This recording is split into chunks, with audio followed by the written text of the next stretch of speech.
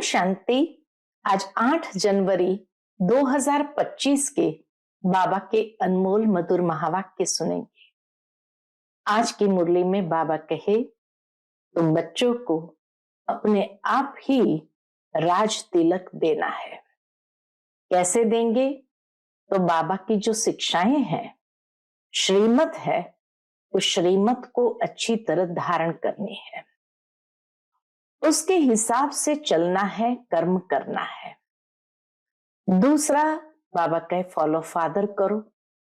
जैसे ब्रह्मा बाबा ने और किसी को देखा नहीं, अपने पुरुषार्थ में लगे रहे, वैसे तुम बच्चों को भी किसी को भी देखना नहीं है, ये क्या कर रहा है, ये क्या करता है।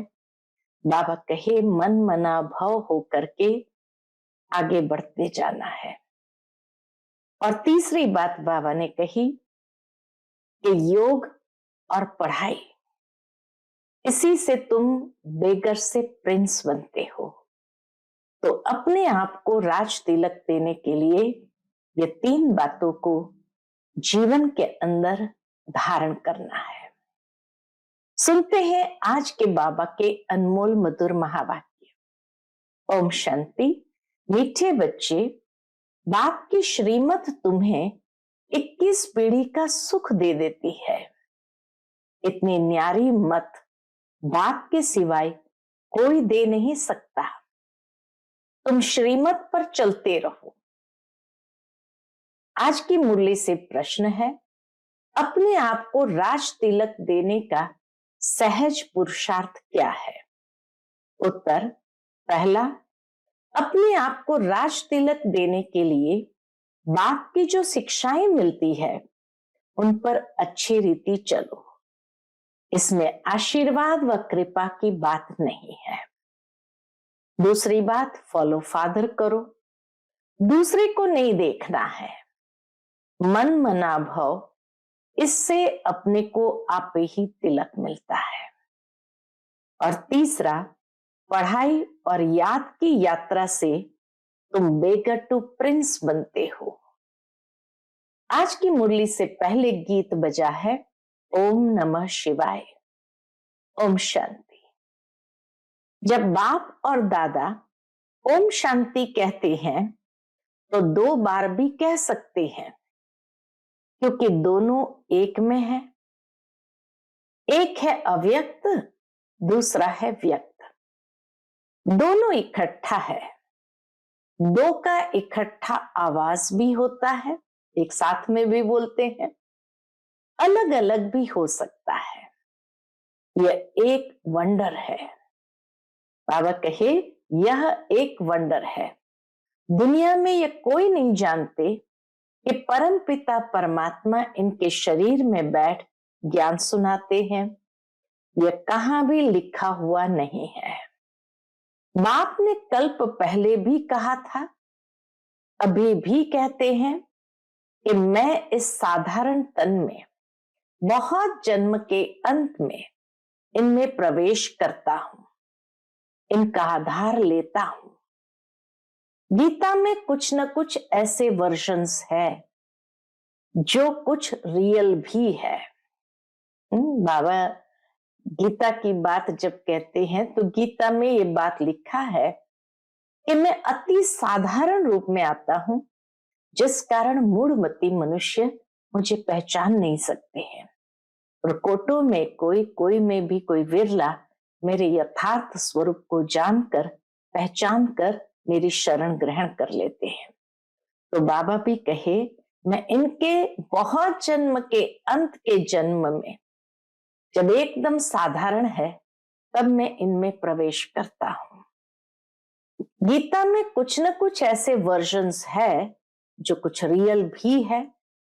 ये रियल अक्षर है, मैं बहुत जन्म के अंत में प्रवेश करता हूं, जबकि ये वानप्रस्थ अवस्था में है। ब्रह्मा बाबा अपनी वानप्रस्थ अवस्था में है। इनके लिए ये कहना ठीक है। पहले पहले सतयुग में जन्म भी इनका है, फिर लास्ट में वानप्रस्थ अवस्था में है, जिसमें ही बाप प्रवेश करते हैं। तो इनके लिए ही कहते हैं, यह नहीं जानते कि हमने कितने पुनर्जन्म लिए। ब्रह्मा बाबा को नहीं मालूम था कि हमने कितने पुनर्जन्म लिए। शास्त्रों में 84 लाख पुनर्जन्म लिख दिया है। यह सब है भक्ति मार्ग। इनको कहा जाता है भक्ति कल्ट। ज्ञान कांड अलग है, भक्ति कांड अलग है। भक्ति करते करते उतरते ही आते हैं। ये ज्ञान तो एक ही बार मिलता है। बाप एक ही बार सर्व की सदगति करने आते हैं। बाबा आकर सबकी एक ही बार प्रारब्ध बनाते हैं। भविष्य की एक ही बार बाबा आकर सबकी भविष्य की प्रारब्ध बनाते हैं। तुम पढ़ते ही हो भविष्य नई दुनिया के लिए। बाप आते ही है नई राजधानी स्थापन करने, इसलिए इनको राजयोग कहा जाता है। इनका बहुत महत्व है। चाहते हैं भारत का प्राचीन राजयोग कोई सिखलावे, परंतु आजकल ये सन्यासी लोग बाहर जाकर कहते हैं कि हम प्राचीन राजयोग सिखलाने आए हैं।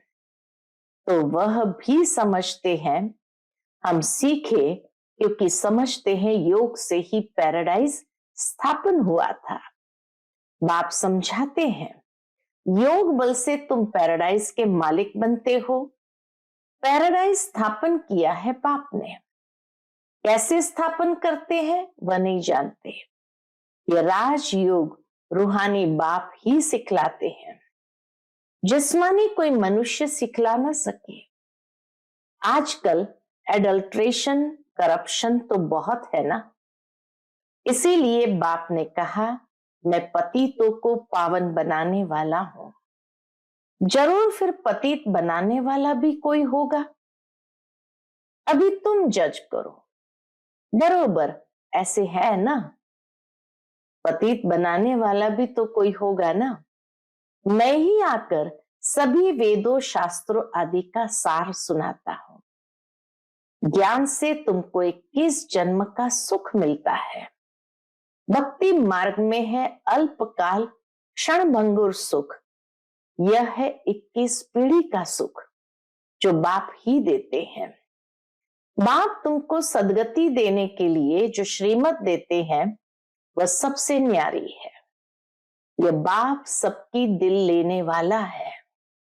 जैसे वह जड़ दिलवाड़ा मंदिर है, जैसे वह जड़ दिलवाड़ा मंदिर है, यह फिर है चैतन्य दिल वाला मंदिर। एक्यूरेट तुम्हारी एक्टिविटी के ही चित्र बने हैं। इस समय तुम्हारी एक्टिविटी चल रही है। दिल वाला बाप मिला है, सर्व का सदगति करने वाला।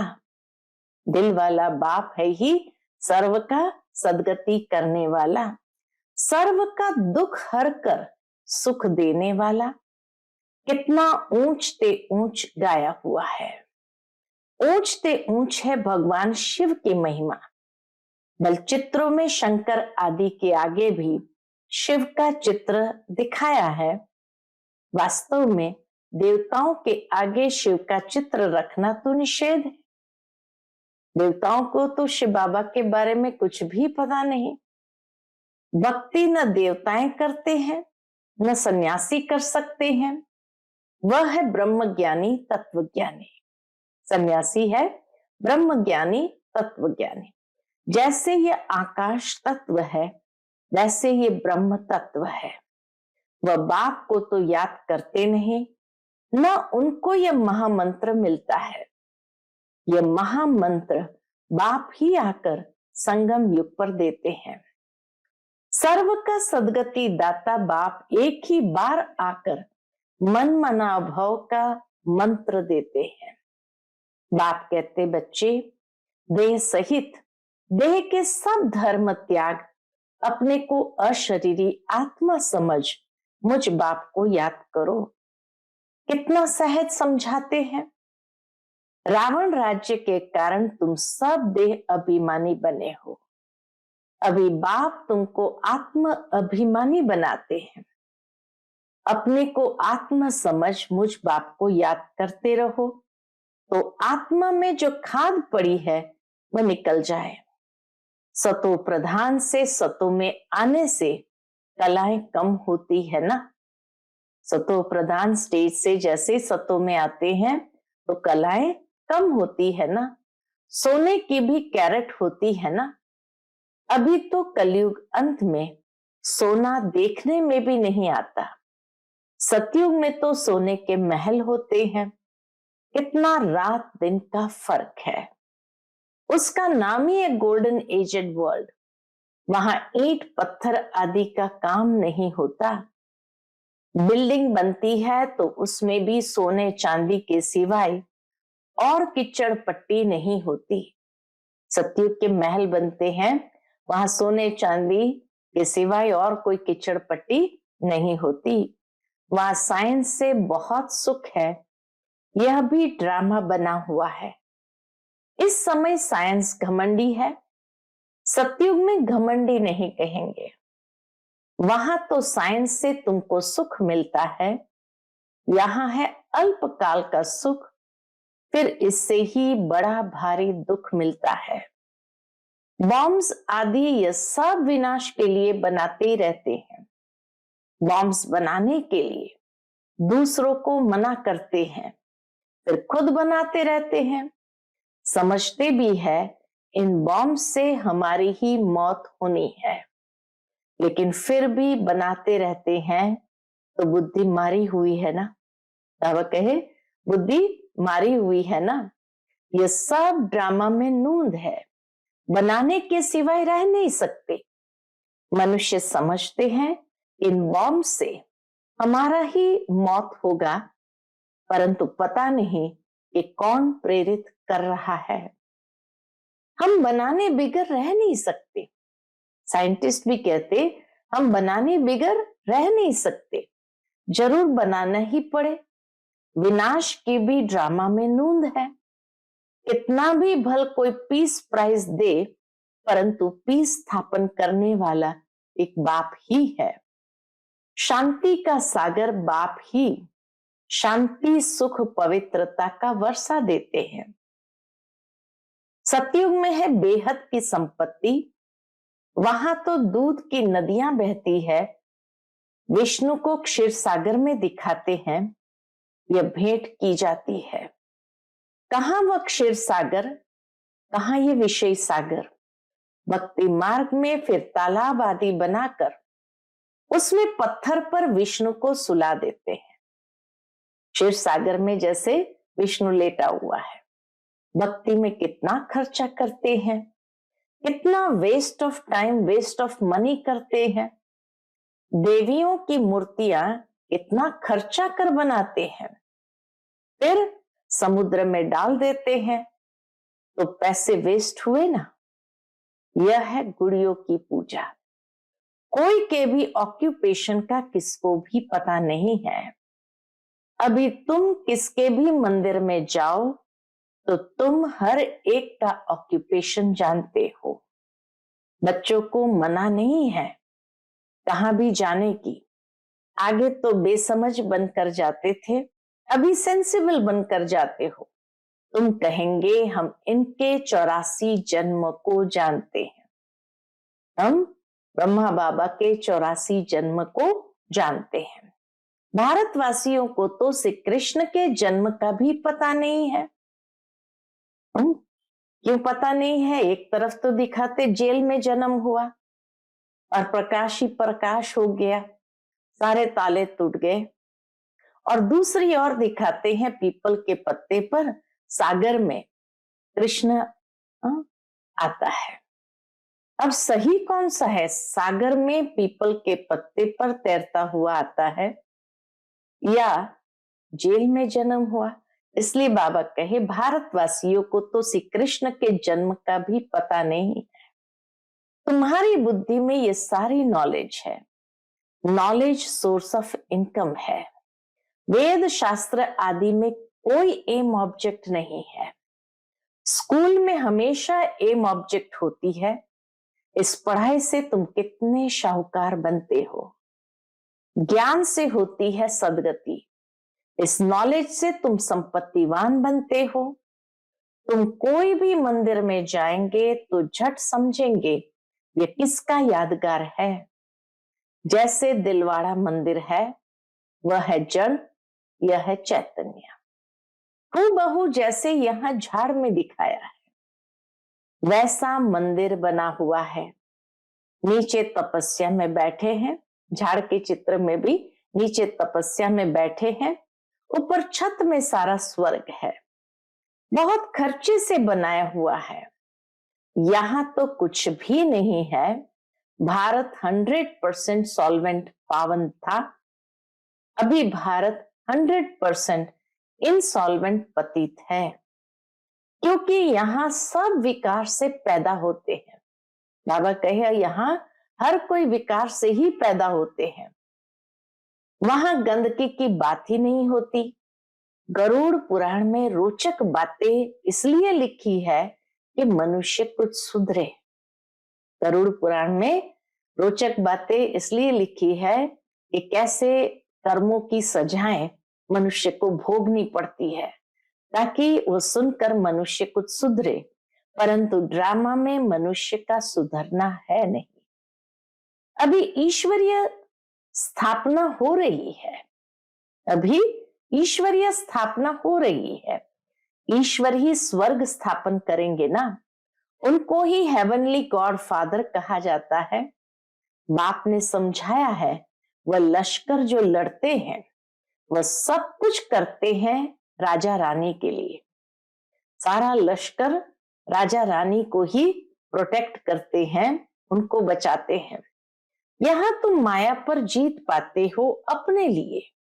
जितना करेंगे उतना पाएंगे। तुम हर एक को अपना तन मन धन भारत को स्वर्ग बनाने में खर्च करना पड़ता है। जितना करेंगे उतना ऊंच पद पाएंगे। यहां रहने का तो कुछ है नहीं, अभी के लिए ही गायन है। क्या गायन है? इसकी दबी रहेगी धूल में, इसकी राजा खाए। अभी बाप आया हुआ है तुमको राज्य भाग्य दिलाने।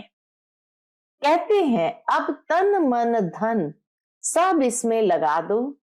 इसने यानी ब्रह्मा ने सब कुछ न्योछावर कर दिया ना।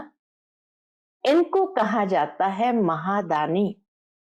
विनाशी धन का दान करते हैं तो अविनाशी धन का भी दान करना होता है। विनाशी धन का दान तो बाबा कहे अविनाशी ज्ञान रत्नों का भी दान करना होता है। जितना जो दान करे, नामी ग्रामी दानी होते हैं तो कहते हैं फलाना बड़ा फिलॉन्थ्रफिस्ट है। फिलॉन्थ्रफिस्ट माना दानी है, नाम तो होता है ना। वो इनडायरेक्ट ईश्वर अर्थ करते हैं। राजाई नहीं स्थापन होती है, अभी तो राजाई स्थापन होती है।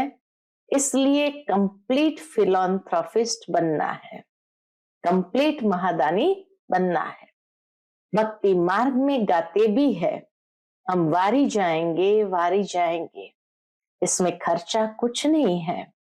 गवर्नमेंट का कितना खर्चा होता है, यहां तुम जो कुछ करते हो अपने लिए।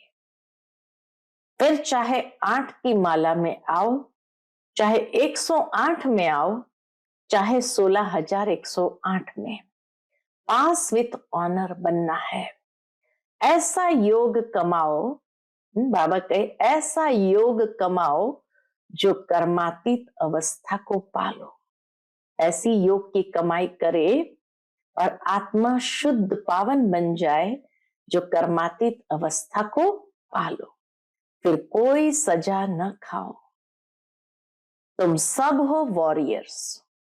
तुम्हारी लड़ाई है रावण से, कोई मनुष्य से नहीं। नापास होने कारण 2 कला कम हो गई। त्रेता को 2 कला कम स्वर्ग कहेंगे। पुरुषार्थ तो करना चाहिए ना, बाप को पूरा फॉलो करने का। इसमें मन बुद्धि से सरेंडर होना होता है। बाबा ये सब कुछ आपका है, मन बुद्धि से सरेंडर हो जाओ। बाप कहेंगे ये सर्विस में लगाओ, मैं जो तुमको मत देता हूं वह कार्य करो। बाबा जो शिक्षाएं देते, श्रीमत देते हैं, वह कार्य करो। यूनिवर्सिटी खोलो, सेंटर्स खोलो, बहुतों का कल्याण हो जाएगा।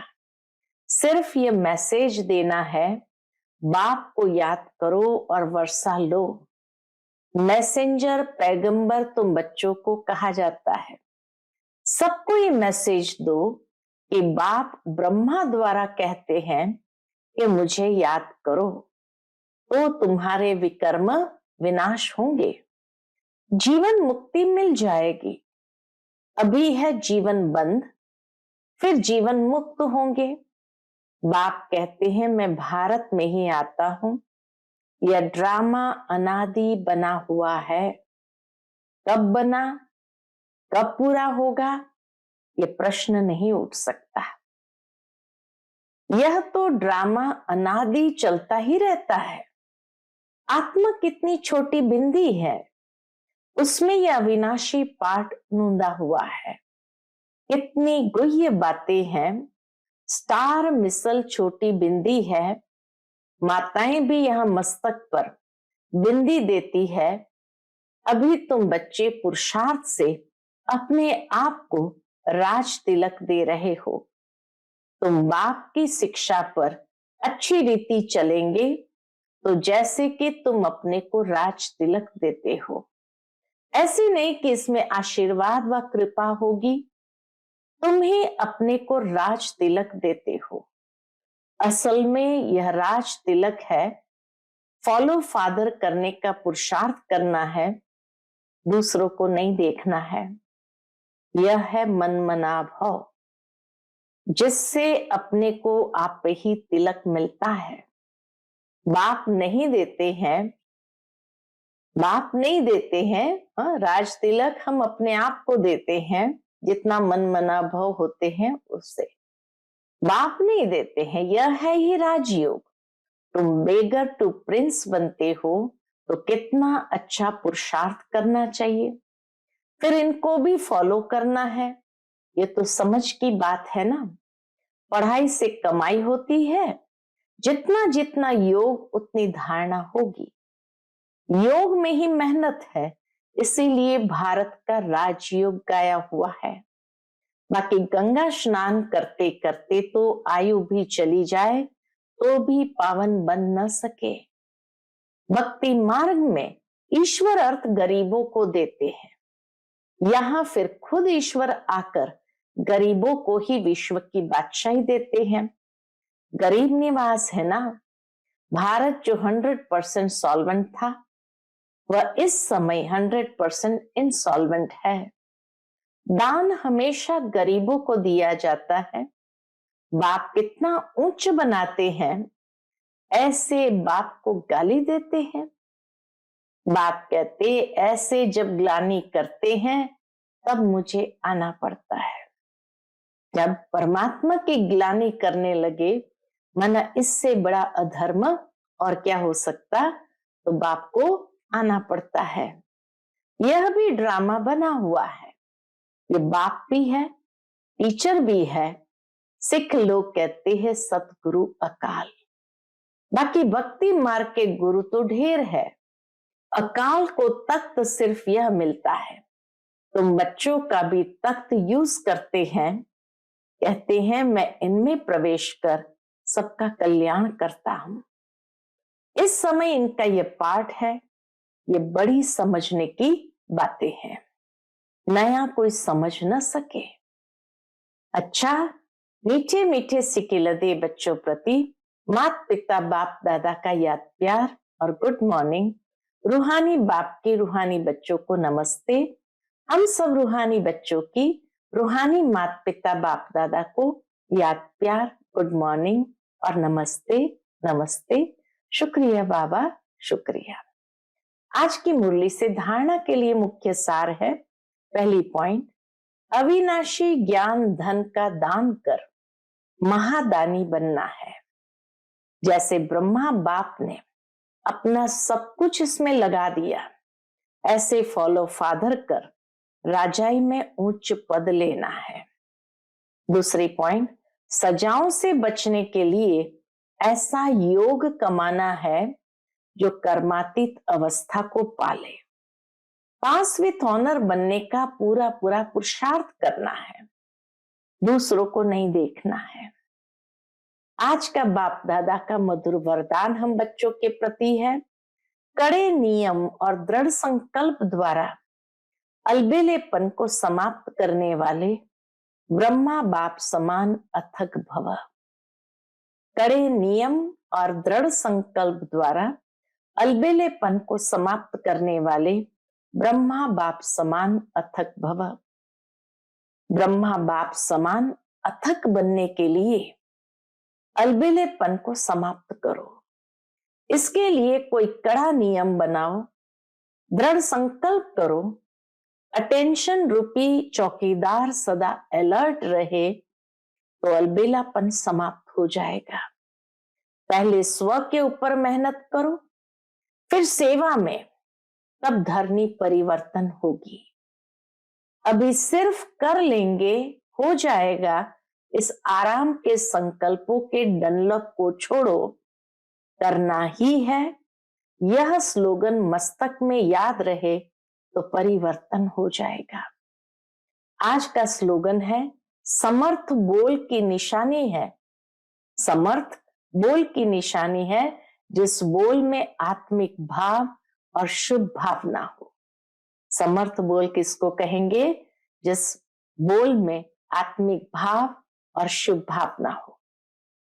आज का अव्यक्त इशारा, अपनी शक्तिशाली मनसा द्वारा प्रकाश देने की सेवा करो।